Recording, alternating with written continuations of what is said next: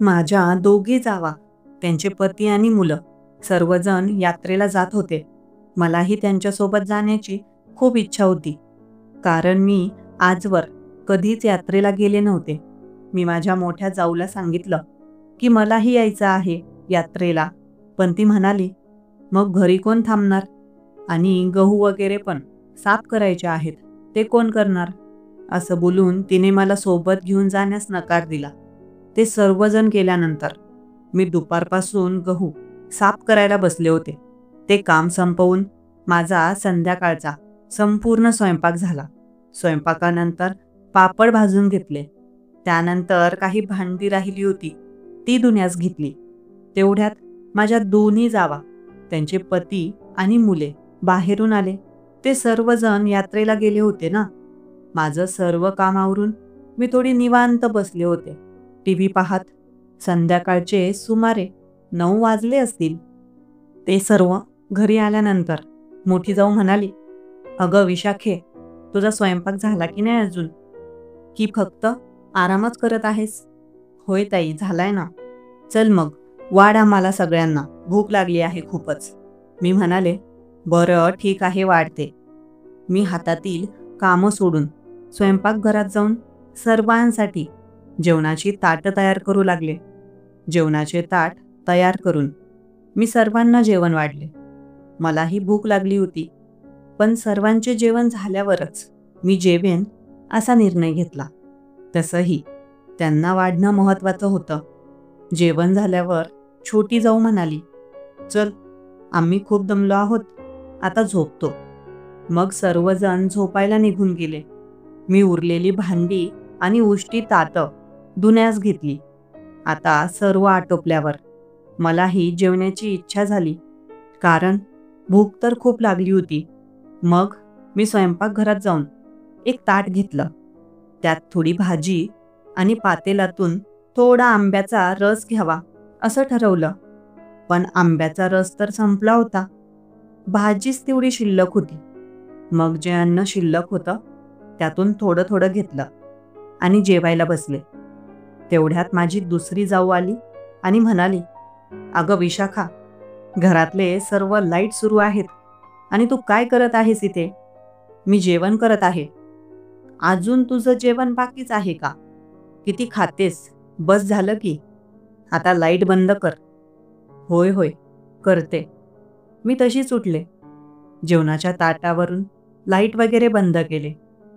ती असं बोलल्यामुळे आता माझी भूक नाहीशी झाली. ताट तसंच झाकून ठेवलं. झाडू वगैरे मारून घेतला आणि माझ्या जागेवर झोपायला गेले. बराच वेळ झोप आली नाही. भूक लागली होती.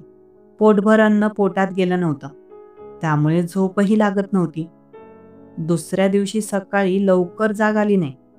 जेव्हा जाग आली तेव्हा घड्याळात 6 वाजले होते. मी खडबडून अंथरुणावरून उठले आणि तातडीने नळाकडे पाणी भरायला गेले. पण 10 मिनिटातच पाणी बंद झाले.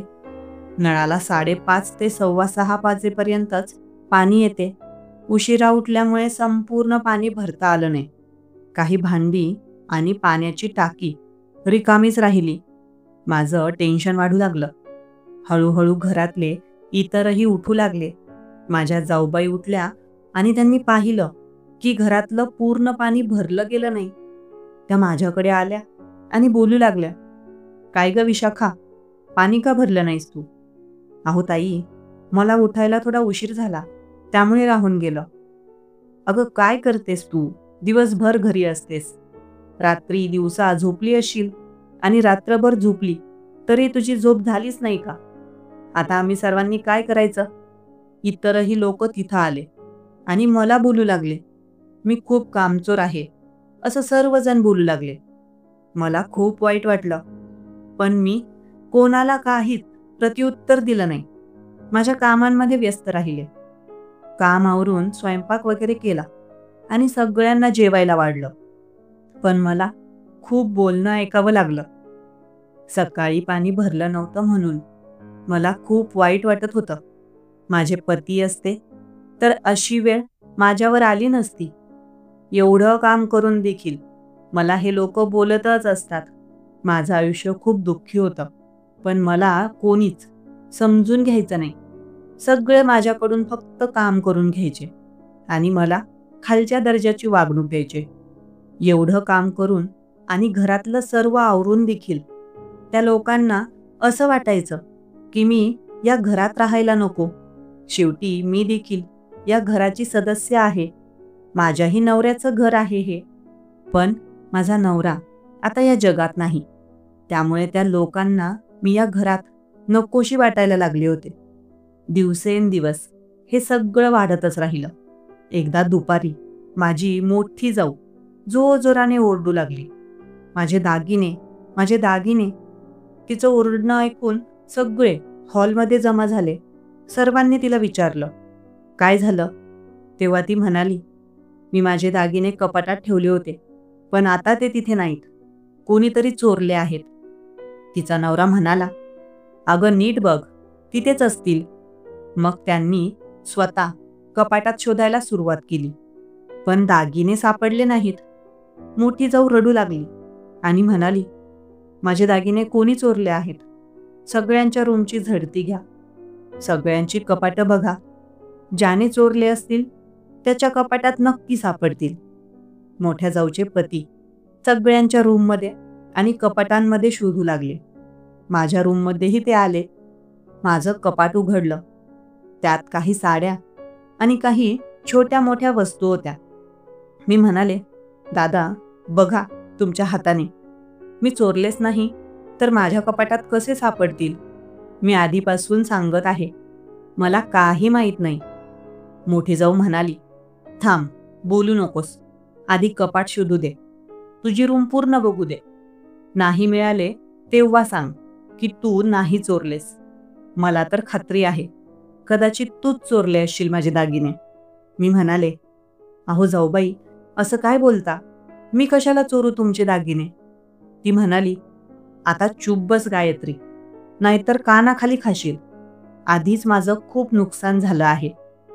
मोठ्या जाऊचे पती माझ्या कपाटात दागिने शोधू लागले. त्यांनी माझ्या साड्यांच्या मागे हात घातला आणि तिथे त्यांना काहीतरी सापडलं. त्यांनी एक छोटी गाठोडी बाहेर काढली. ती लाल कपड्याची होती. त्यात काहीतरी बांधलेलं होतं.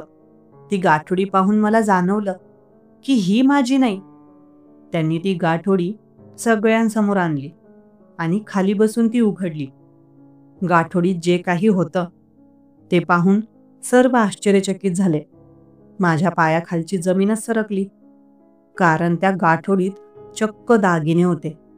मोठी जाऊ माझ्याकडे रागाने पाहू लागली आणि म्हणाली, काय ग विशाखा, चोर कुठली भामटी? तू दागिने चोरलेस आणि आता नाही म्हणतेस? मी विनवणी करत म्हणाले, अहो जाऊबाई, मी नाही चोरले. मला माहीत नाही माझ्या कपाटात दागिने कसे आले. कोणीतरी मला फसवायचा प्रयत्न करत आहे. विशाखा, खोटं बोलू नकोस. तू काही एवढी गरीब नाहीस. तू खूप चतुर आहेस. तूच दागिने चोरलेस. बरं झालं सापडले, नाहीतर कुठेतरी लंपास केले असतेस. मी हात जोडून त्यांना समजावण्याचा प्रयत्न केला, पण माझं कोणीच ऐकायला तयार नव्हतं. मोठी जाऊ जोरजोराने ओरडू लागली. माझ्या जवळ आली आणि तिने माझा हात पकडून दुसऱ्या हाताने माझ्या कानाखाली मारली. मला खूप वाईट वाटलं. मी दागिने चोरले नव्हते, तरीही मला गुन्हेगार ठरवण्यात आलं. मोठ्या जाऊचे पती ज्ञानेश्वर म्हणाले, विशाखा, तुझ्याकडून ही अपेक्षा नव्हती. मोठी जाऊ म्हणाली, अहो, तुम्ही काय तिला एवढ्या मानाने बोलत आहात? एक नंबरची चोरटी आहे ती. ज्ञानेश्वरजी मोठ्या जाऊला म्हणाले, ही बाई आपल्या घरात मुळीच राहायला नको. मोठी आणि लहान जाऊ दोघीही मला नको ते बोलू लागल्या. त्यांनी ठामपणे ठरवून टाकलं की मीच दागिने चोरी केले आहेत. पण खरंच मी दागिने चोरले नव्हते, तरीही माझं कोणी ऐकायला तयार नव्हतं. मोठी जाऊ म्हणाली, विशाखा, आत्ताच्या आत्ता या घरातून बाहेर निघ, नाहीतर मी पोलिसांना बोलवीन आणि तुला त्यांच्या हवाली करेन. मी हात जोडून विनवणी करू लागले, अहो, मी दागिने चोरले नाहीत, पण ते माझं ऐकायला तयारच नव्हते. मोठी जाऊ माझ्या रूममध्ये गेली. तिने माझी बॅग घेतली आणि माझ्या समोर फेकली. "उचल ही बॅग आणि निघ लवकर या घरातून. चोर कुठली." मी म्हणाले, "अहो, कुठे जाऊ बाई मी हे घर सोडून? सांगा बरं." "आम्हाला माहीत नाही. तू एक नंबरची चोर आहेस. आमच्या घरामध्ये अजिबात राहू नकोस. जर तू 5 मिनिटांपेक्षा जास्त थांबलीस तर मी पोलिसांना बोलवीन आणि तुला त्यांच्या हवाली करीन." तिने माझा हात पकडला आणि मला ओढत ओढत बाहेर आणलं. मी बाहेर आल्यानंतर आजूबाजूचे लोक जमा होऊ लागले. तिने माझी बॅग आणली आणि माझ्या पायाजवळ फेकली. "निघ लवकर." मला काहीच कळत नव्हतं. काय करू आणि काय नको. आजूबाजूला असणारे सगळे लोक गंमत बघत होते. कोणीच माझी मदत करण्याचा प्रयत्न केला नाही किंवा माझ्या बाजूने कोणी बोललं नाही. मोठी जाऊ म्हणाली, "विशाखा, निघ लवकर. तुझं काळं तोंड दाखवू नकोस. नाहीतर तुझं मुंडन करून आम्ही तुला इथून घरातून बाहेर हाकलून देऊ."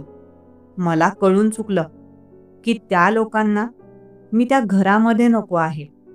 म्हणूनच त्यांनी हे कारस्थान रचलं आहे.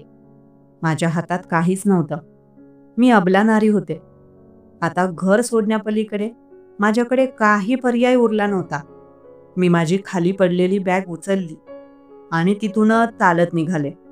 आजूबाजूला घराच्या दाराशी लोक उभे राहून माझी गंमत पाहत होते.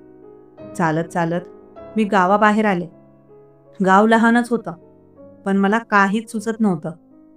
डोळ्यांतून अश्रू थांबत नव्हते. आयुष्यात अशी वेळ येईल असं कधीच वाटलं नव्हतं. गावातील लोकांना माझी अजिबात दया आली नाही. मी कुठे जाईन, काय करीन याची त्यांना काहीच फिकीर नव्हती. त्यांनी मला सरळ घरातून हाकलून दिलं. मी रस्त्याने चालत होते, पण मन सुन्न झालं होतं. तेवढ्यात मागून कोणीतरी आवाज दिला, "विशाखा, थांब." वळून पाहिलं तर माझ्या गल्लीतील उमा काकू होत्या. त्यांचा स्वभाव खूप चांगला होता. मी थांबले. उमा काकू जवळ आल्या. मी त्यांना सगळं सांगितलं. डोळ्यातून अश्रू थांबत नव्हते.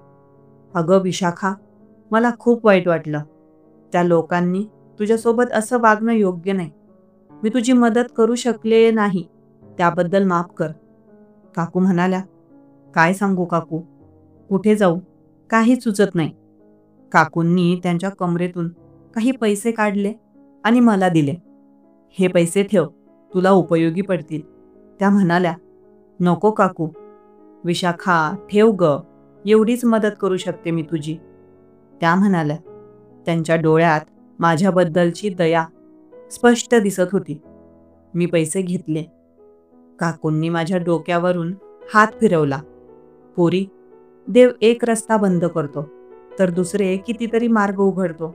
हिम्मत ठेव, देव नक्कीच तुझी मदत करेल." "काकू, कुठे जाऊ मी आता?" "विशाखा, मला माहीत नाही ग, पण माझा आशीर्वाद तुझ्यासोबत आहे. हा माझा मोबाईल नंबर आहे. 8 दिवसांनी मला फोन कर." त्यांनी मला एक कागद दिला. काकूंनी मला डोळे भरून पाहिलं. त्यांच्या डोळ्यातही अश्रू होते. त्यांनी माझा हात सोडला आणि निघून गेल्या. मी जड पावलांनी पुढे चालू लागले. हळूहळू रस्त्यावर पोहोचले. बऱ्याच गाड्या येत जात होत्या. मी काही गाड्यांना थांबवायचा प्रयत्न केला, पण कोणीच थांबत नव्हतं. बराच वेळ मी तिथे थांबले. शेवटी एक बस आली. मी हात केला आणि बस थांबली. मी आत चढले. बसमध्ये बऱ्याच सीट्स रिकाम्या होत्या. मी खिडकीजवळच्या एका सीटवर बसले. बस पुढे चालू लागली. बऱ्याच वेळानंतर बस पुण्यात पोहोचली. वेगवेगळे स्टॉप्स येत होते.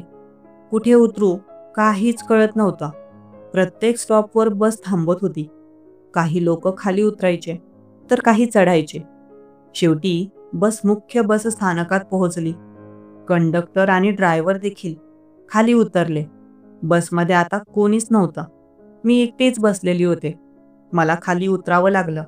माझी बॅग घेतली आणि खाली आले. आजूबाजूला खूप गर्दी होती. बस स्थानक खूप मोठं होतं. मोठ्या अक्षरात लिहिलं होतं, चाकण बस स्थानक, पुणे. मी तिथेच बस स्थानकात गेले आणि एका बाकड्यावर बसून राहिले. दुपार झाली होती. लोक इकडे तिकडे येत जात होते. मला पाण्याची तहान लागली होती आणि भूकही लागली होती. तिथेच पाण्याची सुविधा दिसली म्हणून जाऊन पाणी पिऊन घेतलं आणि परत जागेवर येऊन बसले.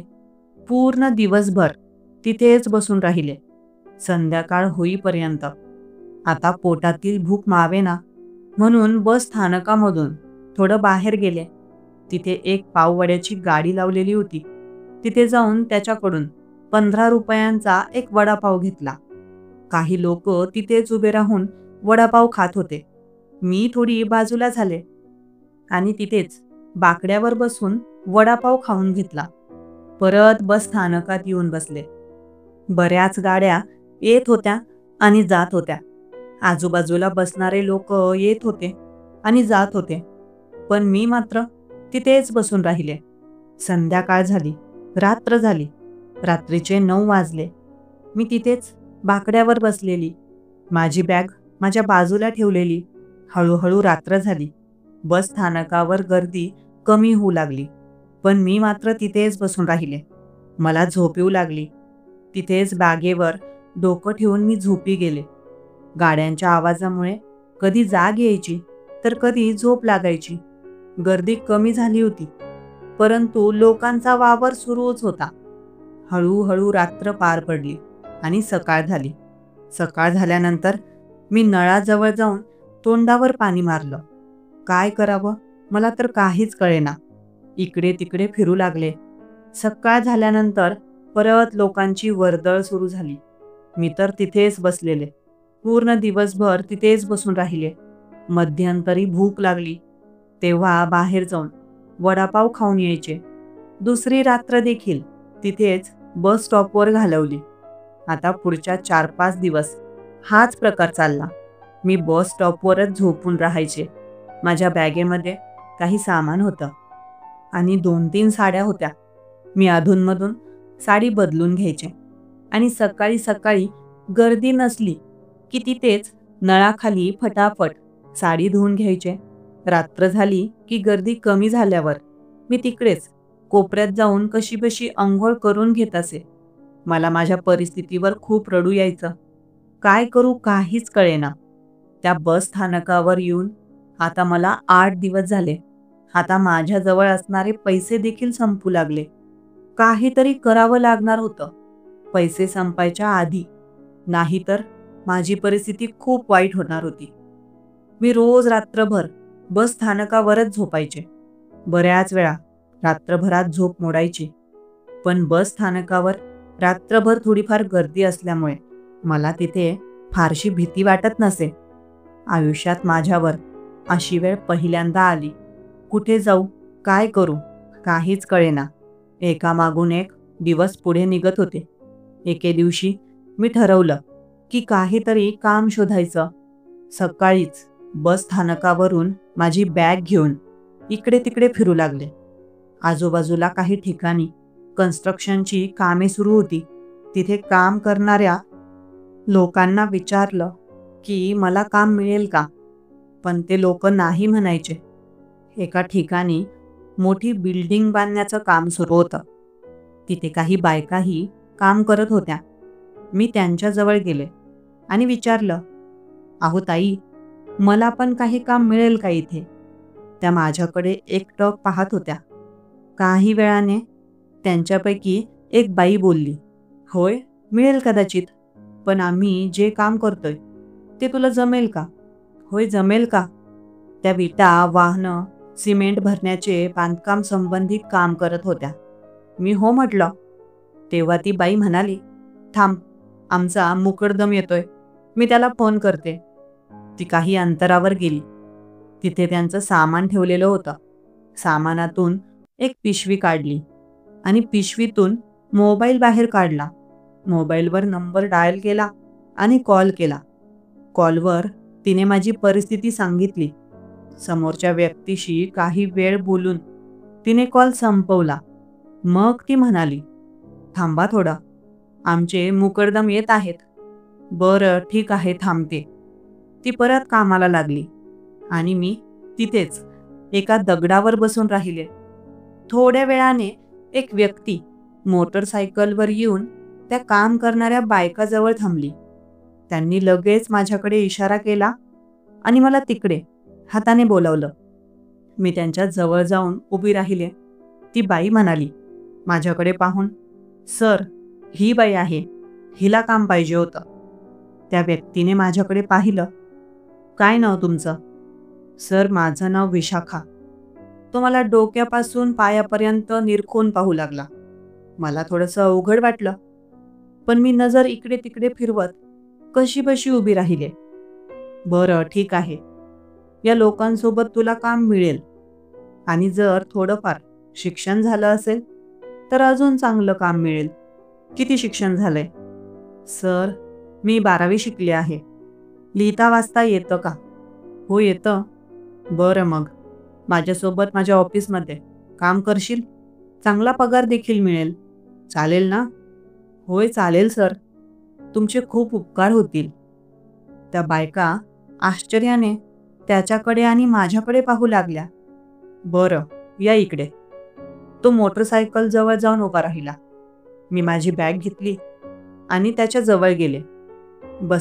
मागे बसायला मला थोडी भीती वाटत होती, पण तरीही मी त्याच्या मोटरसायकलच्या मागे बसले आणि तो मोटरसायकल सुरू करून निघाला. काही वेळ मोटरसायकल चालवून एका ठिकाणी थांबला. आम्ही दोघं खाली उतरलो. मग तो मला एका घरात घेऊन गेला. तिथे एक टेबल आणि खुर्ची होती. आजूबाजूला काही बोर्ड लावलेले होते. कदाचित तेच त्याचं ऑफिस असावं. "हे बघ विशाखा, हे माझं ऑफिस आहे. इथेच तुला काम करायचं आहे. काम जास्त राहणार नाही आणि पगार 10,000 रुपये देईन तुला. चालेल ना?" "होय, चालेल सर." मी खूप खुश झाले. "बरं, राहायला कुठे आहेस?" "सर, म्हणजे मी..." माझ्या तोंडातून शब्द निघत नव्हते. काय उत्तर द्यावं मला काही कळत नव्हतं. तरी हिम्मत करून मी बोलले, "सर, माझ्या राहण्याचा काहीच ठिकाण नाही. मी बस स्थानकावर राहते." "बरं, ठीक आहे. हे बघ, इथे 2 खोल्या आहेत. मागे एक खोली आहे. तू इथे बिनधास्त राहू शकतेस." माझ्या आनंदाला पारावार नव्हता. तो मला मागच्या खोलीत घेऊन गेला आणि खोली दाखवली. मी तिथे बॅग ठेवली. आजूबाजूला व्यवस्थित पाहू लागले. खोली छान होती. मग तो म्हणाला, "ठीक आहे, मला काम आहे, मी जातो, नंतर येईन." तो निघून गेला. मी खोलीत थोडी साफसफाई करून घेतली. तिथे एक पलंगही होता. पुढच्या रूममध्ये देखील थोडी घाण होती. तिथेही थोडी साफसफाई करून घेतली. मला भूक लागली होती. बराच वेळ झाला होता. मी बाहेर पडून पाहिलं, पण तो अजून आला नव्हता. तिथून बाहेर एक लोड गाडी दिसली. तिच्यावर वडापाव वगैरे ठेवलेले होते. मी तिथे जाऊन एक वडापाव विकत घेतला आणि तो घेऊन परत त्या खोलीत आले. भूक लागली होती, त्यामुळे लगेच तो वडापाव खाल्ला. संध्याकाळी 7-8 वाजले होते, पण ती व्यक्ती अजून आली नव्हती. मी त्याची वाट पाहत होते, पण ठरवलं की जाऊ दे. त्याला काही काम असेल किंवा त्याचं घर कुठे असेल, तो घरी निघून गेला असणार. मी आता त्या खोलीची सगळ्यात पुढची रूम होती, तिचा दरवाजा आतून बंद करून घेतला. लाईट वगैरेही बंद केली आणि मला ती माणसाने दाखवलेली खोलीत जाऊन झोपले. दिवसभर खूप दमले होते, त्यामुळे कधी माझे डोळे बंद झाले आणि मला झोप लागली कळलंच नाही. काही वेळाने जाग आली तर दरवाजावर ठोठवण्याचा आवाज येत होता. दरवाजाचा आवाज आल्यामुळे माझी झोप मोडली. मी उठून पुढच्या रूमचा दरवाजा उघडला. समोर पाहिलं तर तोच माणूस होता. त्याने माझ्याकडे पाहिलं आणि मग आत आला. त्याच्या हातात काही सामान होतं. त्याने ते सामान तिथे ठेवले. मग त्याने विचारलं, "दरवाजा उघडायला एवढा वेळ का लागला?" "मला झोप लागली होती सर, त्यामुळे वेळ लागला." "बरं, ठीक आहे." त्याने आता पुढच्या रूमचा दरवाजा आतून बंद केला. "बरं, चल, मला पण खूप झोप येत आहे, झोपूया आता." मला थोडं आश्चर्य वाटलं. म्हणजे तो पण इथेच माझ्यासोबत झोपणार आहे का? असं त्याचा बोलण्याचा अर्थ होता वाटतं. पण आता ती त्याची रूम होती. मी काय बोलणार? तो चालत चालत मागच्या रूममध्ये आला, जिथे मी झोपले होते. मी पण तिथेच होते. बरं, पलंग खूप मोठा आहे. आपण दोघं ह्याच पलंगावर झोपूया. चालेल ना? मला खूप भीती वाटू लागली. त्याच्याकडे पाहून माझ्या मनात भीती निर्माण झाली, की त्याच्या मनात काही चुकीचा विचार आहे. नाही, नाही, मी खाली झोपते. तुम्ही वरती झोपा. मी भीतीने बोलले. तो म्हणाला, विशाखा, काही होत नाही. तुला काम पाहिजे ना? माझ्याकडून 10,000 पगार देईन तुला. जर सांगशील तर अजून वाढवेल तुझा पगार. आणि कामही जास्त राहणार नाही. ठीक आहे? हो, मी तयार आहे. काम करेन. तुम्ही जे सांगाल ते करेन. मी वरती झोपते, तुम्ही खाली झोपा, मी म्हणाले. तो माझ्या जवळ आला. मला त्याच्या डोळ्यात काहीतरी विचित्रपणा जाणवला. जवळ येऊन त्याने माझा हात पकडला आणि म्हणाला, सांगतो तेवढं ऐक. जास्त पुढे बोलू नकोस. कळालं ना? तुला राहायला जागा देतोय, काम पण देतोय. कळलं का? त्याने माझा हात पकडला आणि मला त्याच्याकडे ओढू लागला. काही क्षणांतच त्याने मला पलंगावर ढकललं. मला अजिबात अपेक्षा नव्हती की तो माझ्यासोबत असं काही करेल. पलंगावर ढकलल्यानंतर तो माझ्यावर येऊन झोपला. मला कळलं की तो माझ्यासोबत गैरप्रकार करण्याचा प्रयत्न करत आहे. त्याने हात माझ्या अंगावर नको तिथे स्पर्श करायला सुरुवात केली. मी खूप घाबरले. काय करू? मला काहीच कळेना. मी त्याला स्वतःपासून दूर करण्याचा प्रयत्न करत होते, पण तो मला काही जुमानत नव्हता. मी म्हणाले, सर, प्लीज मला सोडून द्या. माझ्यासोबत असं करू नका. प्लीज. मी त्याला विनवणी करू लागले. पण त्याच्यामध्ये हैवानपणा शिरला होता. तो माझा एकही ऐकून घेण्याच्या तयारीतच नव्हता. हे मला कळलं. मी खूप ताकद लावून त्याला इकडे तिकडे ढकलत होते, पण तरीही तो माझ्या शरीराशी खेळू लागला. हळूहळू मी शिथिल पडत होते, पण माझं मन तरीही त्याला प्रतिकार करत होतं. मी त्याला विनवणी करू लागले, पण तो माझं एकही ऐकत नव्हता. माझं लक्ष डाव्या बाजूला गेलं. तिथे भिंतीमध्ये कपाटासारखी जागा होती. तिथे एक डब्बा ठेवलेला दिसला. डब्याजवळ एक स्टीलची पाण्याची बाटली होती. भीती बाळगून ती बाटली उचलली आणि जोरात त्याच्या खांद्यावर मारली. पण त्याला काही फरक पडला नाही. त्याला राग आला. त्याने मला शिवी दिली. साली मला मारतेस, असं बोलून त्याने जोरात माझ्या कानाखाली चापट मारली. मी त्याला प्रतिकार केला, पण तो ऐकायला तयारच नव्हता. आता मी ती बाटली घेऊन त्याच्या डोक्यात जोरात मारली. असं 3-4 वेळा मारल्यामुळे त्याला जोराचा मार लागला आणि तो डोकं पकडून बाजूला झाला. जोरात किंचाळू लागला आणि तिथेच जमिनीवर पडला. त्याच्या डोक्यातून रक्त निघू लागलं. मला भीती वाटली. मी ताबडतोब तिथे पडलेली माझी बॅग उचलली. दरवाजा आतून बंद करून परत बाहेर आले. पुढच्या रूममध्ये आले. तिथे माझी चप्पल पडलेली होती. ती घातली आणि तिथून सरळ धावत निघाले. थोडा वेळ धावल्यानंतर माझं लक्ष वेधलं. आजूबाजूला काही लोक होते. ते माझ्याकडे पाहत होते. त्यामुळे मी धावणं थांबवलं आणि फक्त चालत राहिले. चालत चालत मी मुख्य रस्त्यावर पोहोचले. आजूबाजूला काही बस आणि रिक्षा येत जात होते. मी एका बसमध्ये चढले. ती रेल्वे स्टेशनकडे जात होती. काही वेळ बसमध्ये बसून राहिले. मला खूप भीती वाटत होती. घामही आला होता. आजूबाजूचे लोक माझ्याकडे पाहत होते. मी स्वतःचा घाम पुसून शांत होण्याचा प्रयत्न केला. थोड्या वेळाने बस एका स्टॉपवर थांबली. तिथे रेल्वे स्टेशन जवळच होतं. बसचा शेवटचा टप्पा होता थांबण्याचा. सर्व प्रवासी खाली उतरले.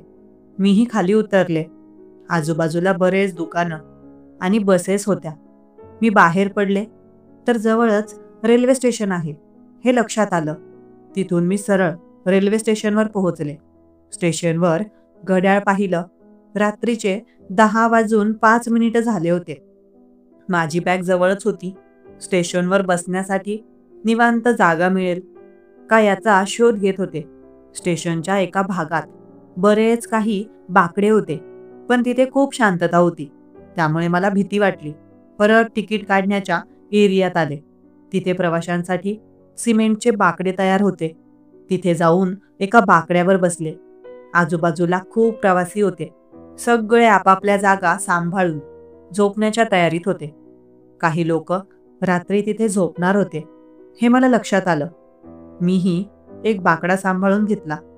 जे काही झालं होतं ते आठवून मला भीती वाटू लागली, पण स्वतःला समजावत होते की काही होणार नाही. काही झालं तरी काय होणार, एवढंच वाईट झालंय, त्यापेक्षा वाईट अजून काय होणार नाही. जे होईल ते बघून घेऊ, असं मनाशी ठरवलं. खूप दमले होते, त्यामुळे झोप लागली. पण कळलंच नाही. रात्री कधीतरी जाग आली. जोरात रेल्वेचे भोंग्याचा आवाज येत होता. आजूबाजूला पाहिलं तर अजून रात्रच होती. परत झोपून गेले. आता मला सकाळी जाग आली.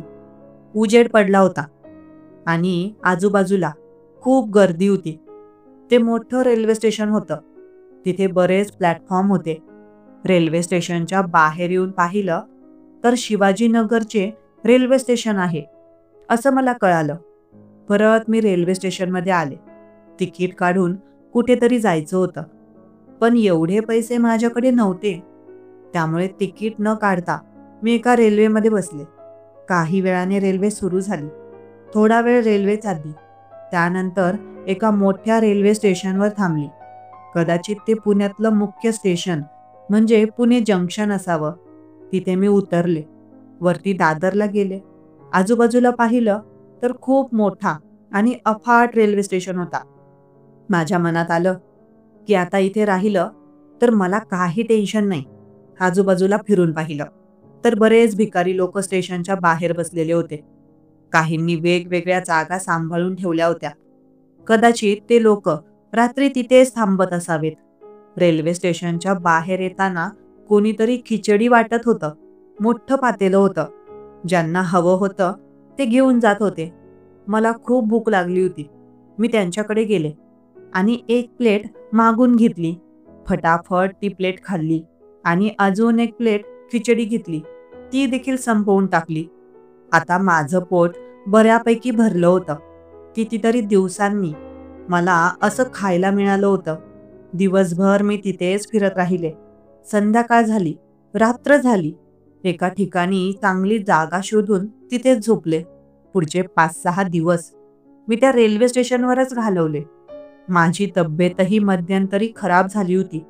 एका मेडिकलमध्ये जाऊन मी गोळी घेतली. ती मला फायदा झाली. पण आता आयुष्यात पुढे काय होईल याची चिंता सतत मला हैराण करत होती.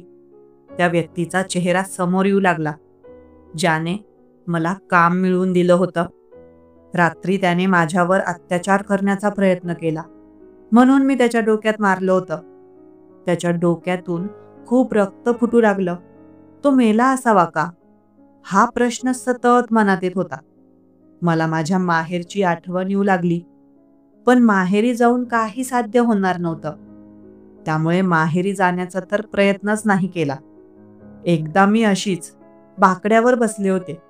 रेल्वे आली आणि रेल्वेमधून बरेच प्रवासी खाली उतरू लागले. एक बाईही खाली उतरायला लागली.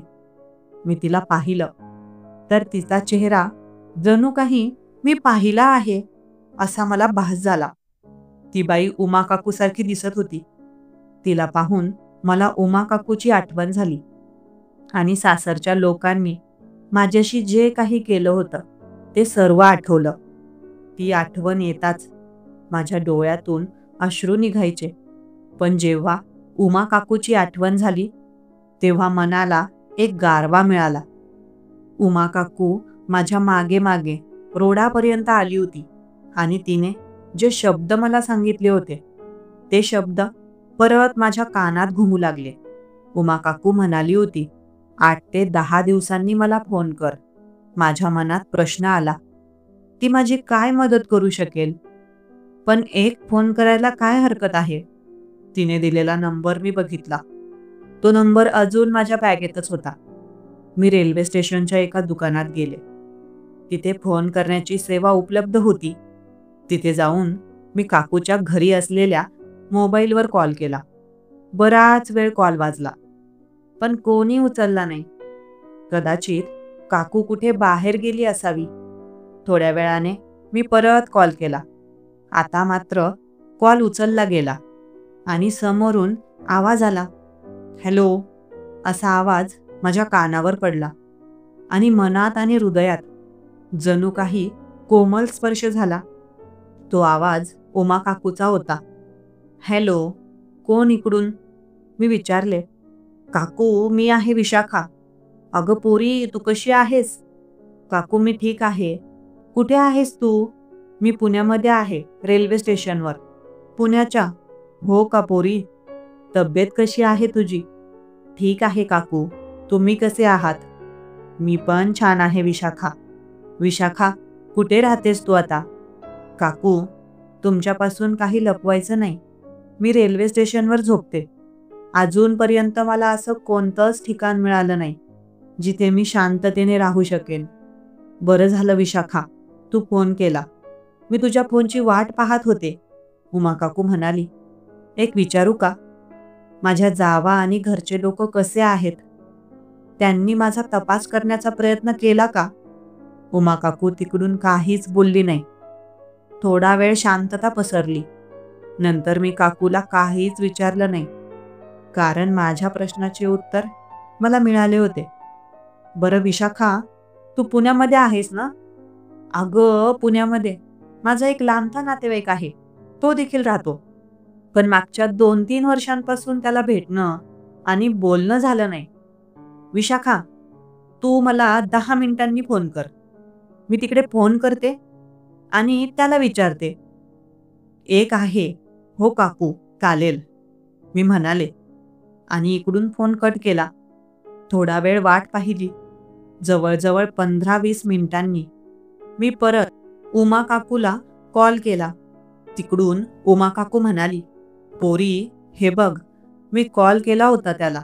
तो पुण्यामध्येच राहतो. तो तुझी काही मदत करू शकेल. चांगला माणूस आहे.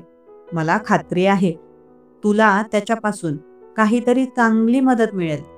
हे बघ विशाखा, मी त्याला सांगितलं आहे की तू रेल्वे स्टेशनवर आहेस.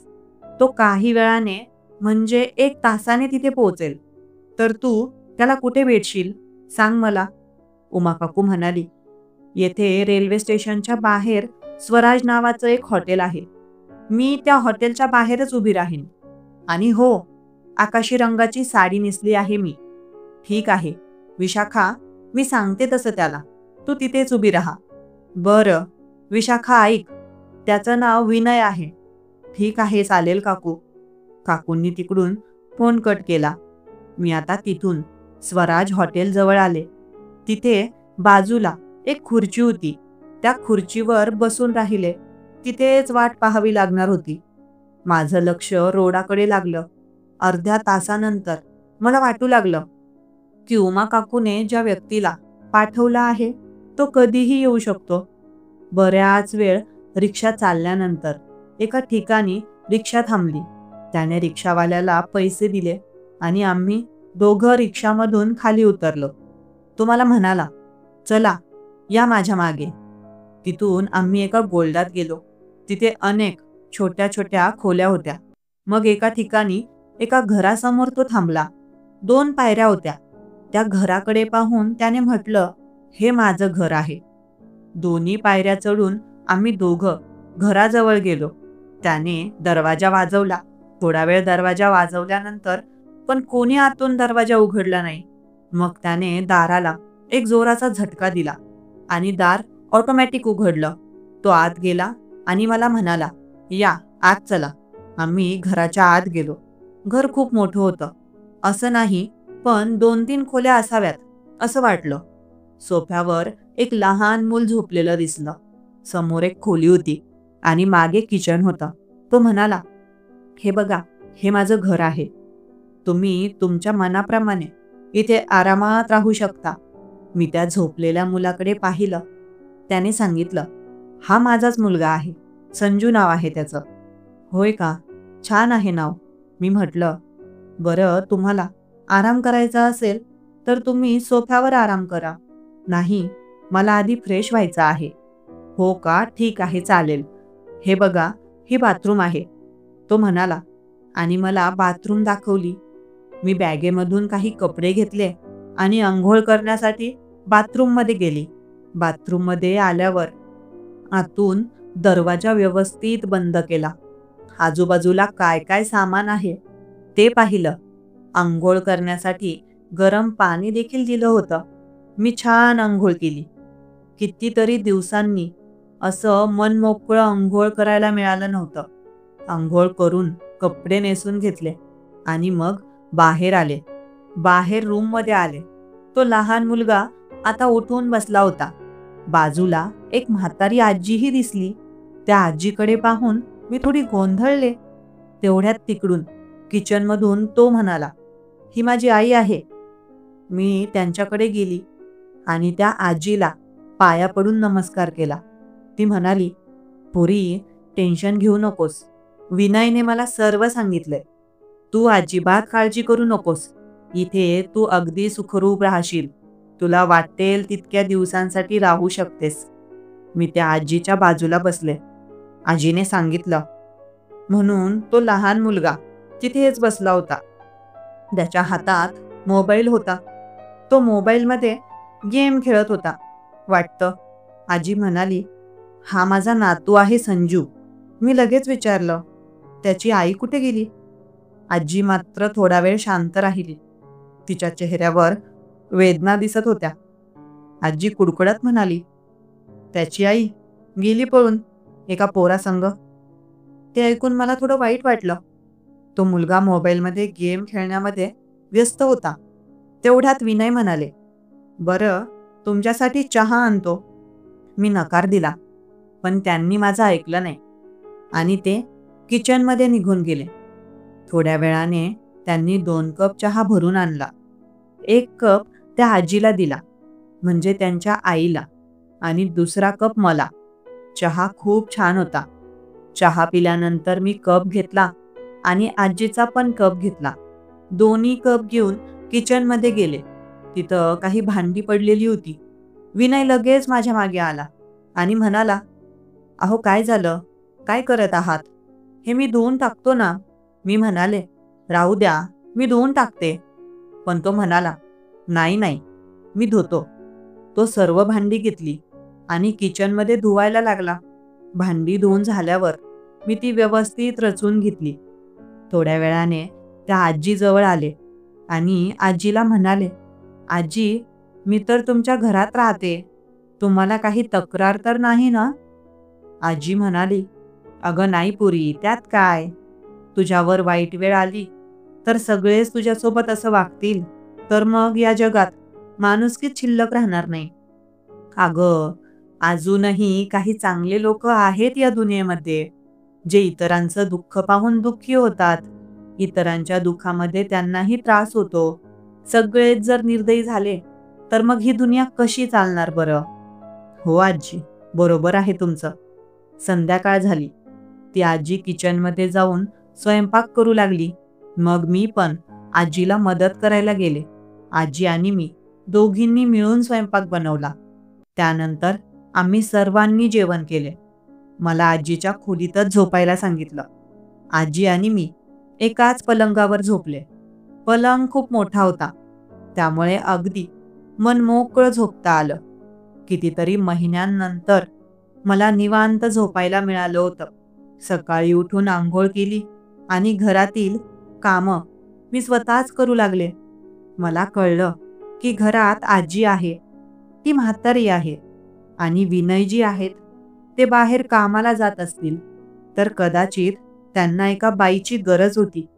मलाही त्यांच्या घरात राहण्यासाठी जागा मिळावी, ही गरज होती कदाचित. मी जर त्यांच्या घरातील सगळी कामं व्यवस्थित सांभाळली आणि व्यवस्थित केलं तर ते नक्कीच मला निसंकोचपणे राहू देतील, असं मला वाटलं. त्यामुळे मी मन लावून सगळी कामं करू लागले. तसंच जिथं मी सासरी होते तिथं सगळी कामं करायचे. पण इथे त्यापेक्षा खूप कमी काम होती. आजी आणि विनय ते देखील माझ्यासोबत खूप चांगले वागत होते. त्यांचा जो मुलगा होता संजू, तो थोडा कमी बोलायचा, पण हळूहळू माझ्यासोबत खुलत गेला. विनयजी रोज सकाळी कामाला जायचे आणि संध्याकाळी 5 वाजता घरी यायचे. त्यांचा मुलगा संजू दुसरीत शाळेत जायचा. सकाळी त्याचा डबा पॅक करून त्याला शाळेत पाठवावं लागायचं. दुपारी 3 वाजता तो शाळेतून घरी यायचा आणि त्यानंतर ट्युशनला जायचा. रिकामा वेळ मिळाला की मी त्यांच्या मुलाला संजूला थोडा अभ्यास शिकवत असे. हळूहळू दिवस पुढे जात गेले. विनयजी माझ्यासोबत खूप आदर आणि सन्मानाने वागत होते. कधीच मला असं वाटू दिलं नाही की ते मला त्यांच्या घरात जागा देऊन काही उपकार करत आहेत. त्यांची आई देखील खूप समजूतदार होती. पण माझ्या आयुष्यात पुढे काय होईल या बाबतीत मला काही निश्चितता नव्हती. जो दिवस उगायचा त्या दिवसाला जसं जमेल तसं तोंड देत होते मी. हळूहळू विनयजींच्या घरातील सगळं काम मी सांभाळून घेतलं. एकदा विनयजींचा मुलगा संजू बाहेर जायचं असं ठरलं. विनयजी थोड्या वेळापूर्वीच कामावरून घरी आले होते. ते म्हणाले, "अरे संजू, तू विशाखासोबत जा ना." तो म्हणाला, "नाही पप्पा, मला तुमच्यासोबतच जायचं आहे." पण विनयजींची आईही म्हणाली, "अरे विनय, मुलगा एवढी रिक्वेस्ट करत आहे तर जा की. जेवणाच्या वेळापर्यंत परत या." शेवटी विनयजी तयार झाले. मग विनयजींची आई मला म्हणाली, "विशाखा, तू पण जा की त्यांच्यासोबत." "अहो नको नको." पण मी थोडं अडखळले. पण त्यांनी खूप आग्रह केला. विनयजी देखील म्हणाले, "अहो चला ना विशाखा, एवढे दिवस झाले, 2 महिने झाले तुम्ही घरातच आहात आले तेव्हापासून. चला बाहेरून फिरून येऊ मस्त."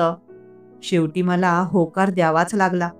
मग आम्ही तिघे संध्याकाळी 6 वाजता घरातून बाहेर पडलो. चालत चालत गार्डनकडे गेलो.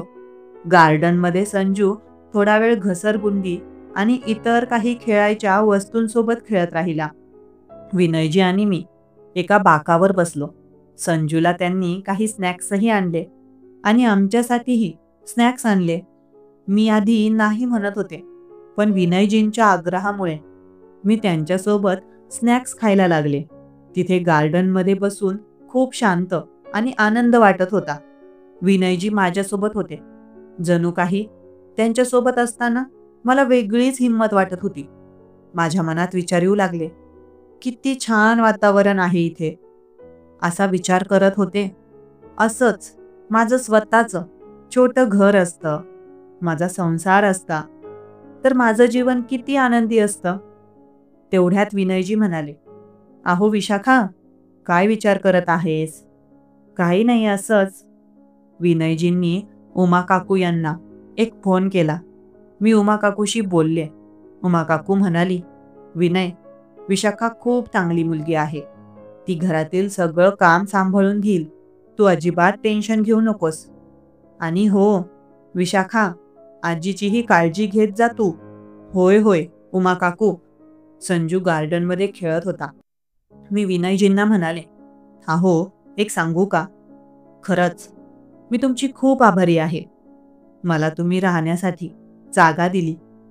तुमचे आभार कसे मानू मला तर कळतच नाही."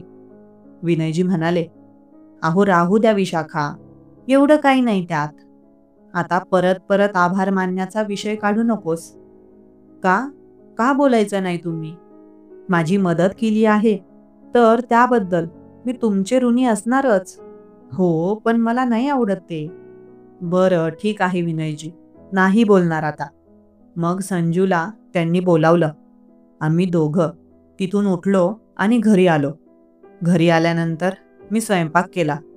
त्यानंतर आम्ही जेवण केलं आणि झोपलो.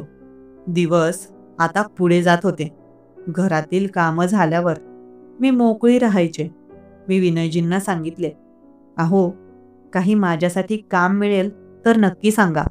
विनयजी म्हणाले, विशाखा, तुम्हाला काम करायची काय गरज आहे? मला घरात एकटीला कधी कधी कंटाळा येतो हो. मी म्हणाले, जर काही काम मिळालं तर खूप बरं होईल. माझंही मन लागेल. मी बघतो काहीतरी.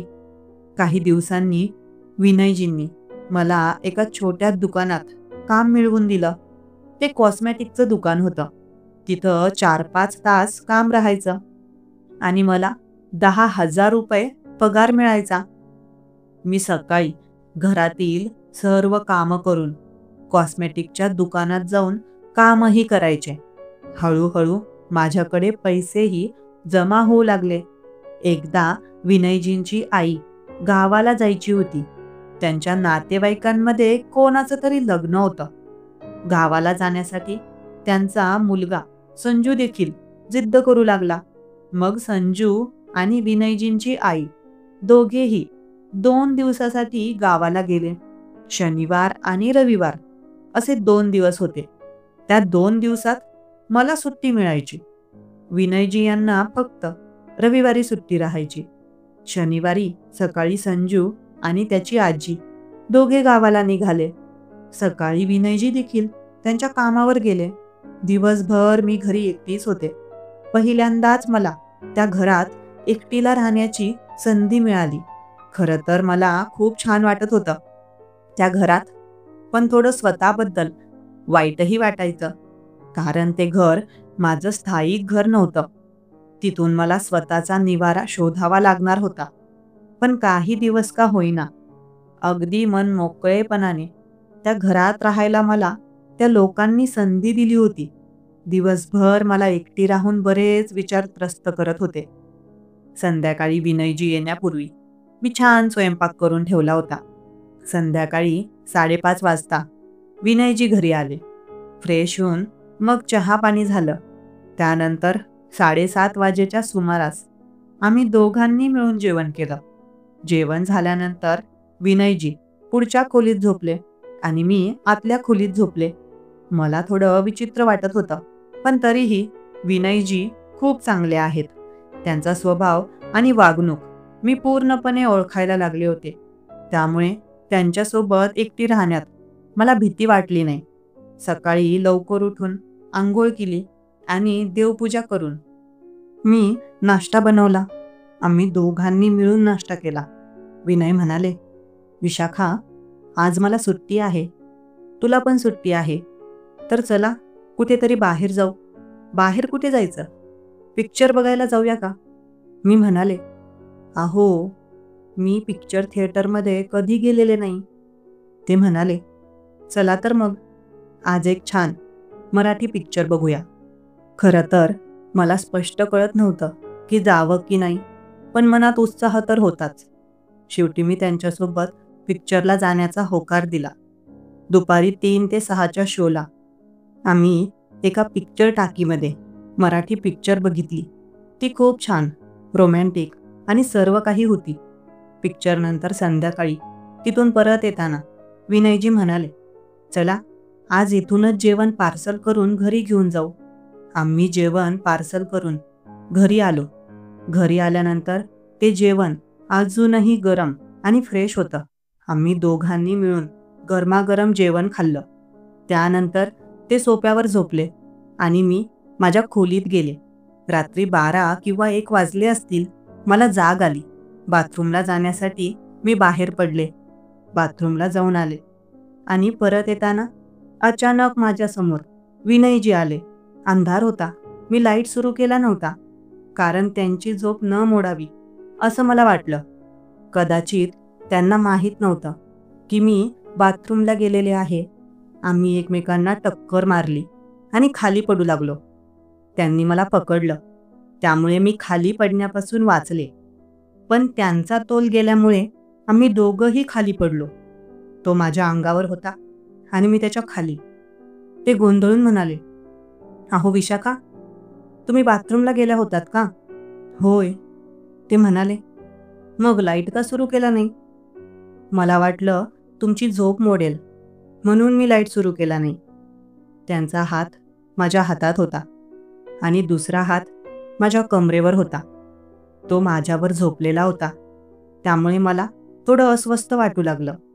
आता त्यांनाही कळालं की आम्ही या अवस्थेत आहोत. मग ते माझ्यावरून उठले आणि मी साडी व्यवस्थित करून उभी राहिले. विशाखा, ते सॉरी, मला अंधारात दिसलं नाही. म्हणाले, हो इट्स ओके, काही प्रॉब्लेम नाही. मी म्हणाले. ते बाथरूममध्ये निघाले आणि मी माझ्या खोलीत जायला निघाले. पण खाली पडल्यामुळे माझ्या बोटाला जखम झाली होती. तिथून थोडं रक्त बाहेर येऊ लागलं. मी टेबलाजवळ गेले आणि विचार केला की थोडा मलम लावून घेईन. टेबलाच्या ड्रॉवरमधून मलम घेतला आणि बोटावर लावू लागले. तेव्हा विनयजी देखील तिथे आले. अहो काय झालं? काही नाही. त्यांनी लाईट सुरू केला आणि माझ्या पायाकडे पाहू लागले. अरे, तुम्हाला तर लागलं आहे. जास्त नाही, थोडं लागलं आहे. पाहू द्या बरं. असं म्हणत त्यांनी माझ्या हातातून मलम घेतला आणि माझ्या पायावर लावून दिला. बरीच रात्र झाली होती. विनयजींनी फक्त एक छोटी बरमुडा पॅन्ट आणि टी शर्ट घातलेला. त्यांचे भरगच्च शरीर अगदी स्पष्ट दिसत होते. त्यांना त्या अवस्थेत पाहून मला थोडं विचित्र वाटलं. म्हणून मी म्हणाले, मला झोप येत आहे, मी झोपायला जाते. तेव्हा त्यांनी लगेच माझा हात पकडला आणि मला जागेवर थांबवलं. मला काही सुचलं नाही की ते असं का करत आहेत. त्यांनी माझा हात पकडून अगदी माझ्याजवळ आले. तिथे सोफा होता. त्यांनी हात पकडून मला सोफ्यावर बसवले आणि माझ्या जवळ येऊन बसले. त्यांनी अजून जवळ सरकत माझा हात हातात घेतला आणि कोमल स्पर्श केला. हळूहळू त्यांचा चेहरा माझ्या जवळ आला आणि त्यांनी माझ्या ओठांवर ओठ ठेवले. मग ते मला चुंबन घेऊ लागले. त्यांचा एक हात माझ्या कमरेवर फिरत होता. त्यांचा स्पर्श मला खूप हवाहवासा वाटू लागला. कितीतरी वर्षांनंतर असा स्पर्श मला कोणी करत होतं. तेव्हा आपोआप माझे डोळे बंद झाले. त्यांचे ओठ माझ्या ओठांवर फिरत होते. त्यांचा हात माझ्या कमरेवर. न कळतच माझा हात त्यांच्या पाठीवर गेला आणि मी स्वतःच त्यांच्या जवळ सरकले. आता आम्ही दोघे एकमेकांच्या खूप जवळ आलो होतो. आमच्यामध्ये काहीच अंतर उरले नव्हते. विनयजींनी हळूच माझ्या गालावर स्पर्श करत माझ्या मानेवर चुंबन घेतलं आणि हळूच माझ्या साडीचा पदर बाजूला करत माझ्या गळ्याखाली त्यांच्या ओठांचा स्पर्श करू लागले. आता मला काय होत होतं मला तर कळतच नव्हतं. माझा श्वास खूप जोरात वाढू लागला. छाती जोरात खाली वर होऊ लागली. त्यांचे श्वासही खूप वेगाने सुरू झाले.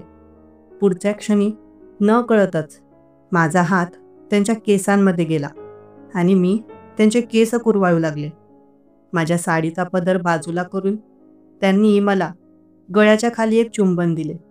आता मात्र मी पूर्णपणे पाणी झाले. मला असं काय होत आहे मला कळत नव्हतं. इच्छा नसतानाही मी काहीच प्रतिकार करू शकत नव्हते. पण कसं तरी तेव्हा मी विनयजींना माझ्यापासून वेगळं केलं आणि पदर व्यवस्थित केला. ते परत माझ्याजवळ आले आणि मला मिठी मारली. अहो प्लीज विनयजी, नको प्लीज नको. मी म्हणाले. विशाखा, एक सांगू का? त्यांनी विचारले. मी काहीच बोलले नाही. ते म्हणाले, विशाखा बोला ना, काहीतरी. मला तुम्हाला काहीतरी सांगायचं आहे. हो बोला. विशाखा, मला तुम्ही खूप आवडता. आता मात्र माझ्याकडे उत्तर द्यायला एकही शब्द नव्हता. काय बोलायचं काहीच कळत नव्हतं. मी तिथून उभी राहिले, साडी व्यवस्थित केली आणि तिथून पळतच जिथे झोपायचं त्या रूममध्ये निघाले. रूममध्ये जाऊन दरवाजाजवळ पोहोचले. दरवाजाचं हँगर हातात पकडलं. तिथूनच विनयजींकडे पाहून म्हणाले, विनयजी माफ करा, आपण उद्या बोलू, मला झोपायचं आहे. असं बोलून मी दरवाजा बंद केला. दरवाजा बंद केला पण झोप कुठून येणार होती. पलंगावर लोळले आणि झोपायचा प्रयत्न केला पण झोप तर येतच नव्हती. बराच वेळ एका कुशीवरून दुसऱ्या कुशीवर फिरत राहिले. माझं अंगही खूप तापलं होतं. कितीतरी वर्षांनंतर विनयजींचा मला असा स्पर्श झाला होता. मला थोडं वाईट सुद्धा वाटत होतं. विनयजींना थांबवून मी काही चूक तर केली नाही ना. मी असं वागले, त्यांना काही वाईट वाटणार नाही ना? असे बरेच विचार मनात येऊ लागले. खरं तर त्यांचा स्पर्श मला आवडला होता, पण अचानक त्यांच्यासोबत ते सर्व करण्याची माझी हिंमत झाली नव्हती.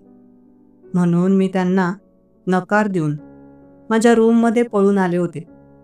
मला असं वाटू लागलं की आत्ताच रूमचा दरवाजा उघडावा, त्यांच्या जवळ जावं आणि स्वतःला त्यांच्या स्वाधीन करावं. माझं शरीर देखील आता माझ्या ताब्यातून सुटू लागलं होतं, पण मी कसं तरी स्वतःवर नियंत्रण ठेवण्याचा प्रयत्न करत होते. बराच वेळ माझी द्विधा परिस्थिती अशीच राहिली. थोड्या वेळाने मी शांत झाले आणि मग झोपले. सकाळी मला जाग आली तेव्हा पूर्ण उजाडलेलं होतं. उठून रूमचा दरवाजा उघडला आणि बाहेर पाहिलं तर विनयजी सोफ्यावर झोपलेले होते. मी आंघोळ केली आणि त्यांनाही उठवलं. त्यांनीही आंघोळ केली. मी त्यांच्यासाठी नाश्ता बनवला. त्यांनी नाश्ता केला, पण आम्ही दोघेही एकमेकांशी काहीच बोलत नव्हतो. मी त्यांचा टिफिन पॅक करून त्यांच्या हातात दिला. ते 9 वाजता निघणार होते. मी 10 वाजता निघाले. ते दारात गेले आणि परत आले. मी किचनमध्येच होते. ते पाहून थोडं गोंधळले. ते माझ्या जवळ आले आणि म्हणाले, "विशाखा, सॉरी." "कशाबद्दल सॉरी?" "रात्री जे काही झालं त्याबद्दल. मला तुमच्यासोबत असं काही करायचं नव्हतं, पण परिस्थिती तशी निर्माण झाली होती. त्यामुळे मी थोडा बहकलो होतो. पण जर तुम्हाला वाईट वाटलं असेल तर मी माफी मागतो." "सॉरी." असं बोलून ते सरळ निघून गेले. काही वेळ मलाही खूप वाईट वाटत राहिलं. विनयजींनी खरंच अगदी इमानदारीने सॉरी म्हटलं होतं. काही वेळानंतर मीही कामाला निघाले. तिथून परत आल्यानंतर संध्याकाळी घरी आले तेव्हा विनयजींची आई आणि त्यांचा मुलगा दोघेही घरी आलेले होते. पुढे दिवस असेच जात राहिले. मी आता चांगलं काम करू लागले. घरात विनयजी यांची आई देखील माझ्यासोबत खूप प्रेमाने वागत होती. विनयजी आणि माझ्यात आता थोडं बोलणं कमीच झालं, पण कुठेतरी मला वाटायचं की ते मला पसंत करतात. तसे तेही मला आवडायचे, पण परिस्थिती एवढी सामान्य नव्हती की आम्ही एकमेकांचे प्रेम एवढ्या सहजतेने एकमेकांसमोर व्यक्त करू. मला त्यांनी त्यांच्या घरामध्ये राहायला जागा दिली होती, त्यामुळे मला माझ्या मर्यादेमध्ये राहायचं होतं. म्हणूनच मी त्या दिवशी त्यांना स्वतः जवळ येऊ दिलं नाही. मी जॉबवर जायचे, तिथं खूप मन लावून काम करायचे, त्यामुळे मला तिथे चांगलं काम देण्यात आलं आणि माझा पगार देखील 25,000 करण्यात आला. माझ्याजवळ आता महिन्याला 25,000 रुपये यायचे. हळूहळू माझ्याजवळ खूप पैसे जमू लागले. विनयजी यांनी माझं बँक अकाउंट देखील उघडून दिलं. माझे सर्व पैसे बँकेत जमा होऊ लागले. एके दिवशी विनयजी यांना उमा काकूंचा कॉल आला. त्या म्हणाल्या, "मला पुण्याला यायचं आहे." त्यावर विनयजी म्हणाले, "हो, खूप दिवस झाले. तुम्ही आमच्या घरी आलेच नाहीत. या ना." उमा काकूने विनयजी यांचा आग्रह मान्य केला. मग 8 दिवसांनी उमा काकू पुण्याला आल्या. त्यांना पाहून विनयजी खूप आनंदी झाले. जेव्हा उमा काकू घरात आल्या तेव्हा त्यांनी मला थेट मिठीच मारली. त्यांच्या गळ्यात पडून मी खूप रडले. त्यांनी मला समजावलं आणि म्हणाल्या, "विशाखा, अगं अशी रडू नकोस. तू इथे आनंदी आहेस. अशीच आनंदी राहा. तुझ्याबद्दल आम्ही काही विचार केला आहे." पण उमा काकू नेमकं काय म्हणत आहेत हे मला तेव्हा समजत नव्हतं. जेवण झाल्यानंतर उमा काकू आणि विनयजींची आई सोफ्यावर बसून गप्पा मारत होत्या. मी भांडी व इतर सर्व काम करत होते. विनयजी थोडा वेळ बाहेर गेलेले. उमा काकूंनी त्यांना फोन करून बोलावलं. मग त्यानंतर विनयजी घरी आले. त्यांनी आम्हा दोघांना त्यांच्याजवळ बोलावलं आणि त्यांच्या समोर सोफ्यावर बसायला सांगितलं. उमा काकू म्हणाल्या, "विनय, तुला एक विचारायचं आहे." विनयजी म्हणाले, "हो, विचारा ना." "विनय, तुला विशाखा आवडते का?" विनय काहीच बोलले नाही, शांत राहिले. "अरे विनय, तुला विशाखा आवडते?" उमा काकूंनी पुन्हा विचारलं. "काय म्हणताय उमा मावशी? मला काही कळलं नाही." अरे विनय, मी काय म्हणत आहे लक्षपूर्वक ऐक. हो बोला मावशी.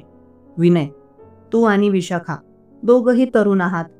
संजूला आईच्या मायेची गरज आहे. तुझ्या आईने आणि मी असं ठरवलं आहे की तुला आणि विशाखाला एकत्र आणायचं. पण जर तुमचा होकार असेल तरच हां. अजिबात बळजबरी नाही. कारण तुझी पहिली बायको एका मुलासोबत पळून गेली आहे. त्यामुळे कोणालाच बळजबरी करणार नाहीत आम्ही.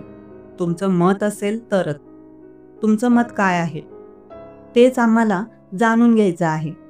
शिवाय मी विशाखाला कधीच बळजबरी करणार नाही. विशाखा बोल, तुझं काय मत आहे? मला तर काहीच कळेना. काय उत्तर देऊ? उमा काकू म्हणाल्या, विशाखा, विनय खूप चांगला मुलगा आहे. मला खात्री आहे तो तुला खूप आनंदी आणि सुखी ठेवेल. विनयजी खूप लाजले आणि इकडे तिकडे पाहू लागले. मलाही अतिशय लाज वाटली. मी म्हणाले, उमा काकू, तुम्ही जो निर्णय घ्याल तो मला मान्य आहे. मित्रांनो, जर तुम्हाला माझी ही कहाणी आवडली असेल तर लाईक जरूर करा. या कथेबद्दल मला तुमच्या प्रतिक्रिया कमेंट बॉक्समध्ये नक्की कळवा. सदैव आनंदी राहा. धन्यवाद.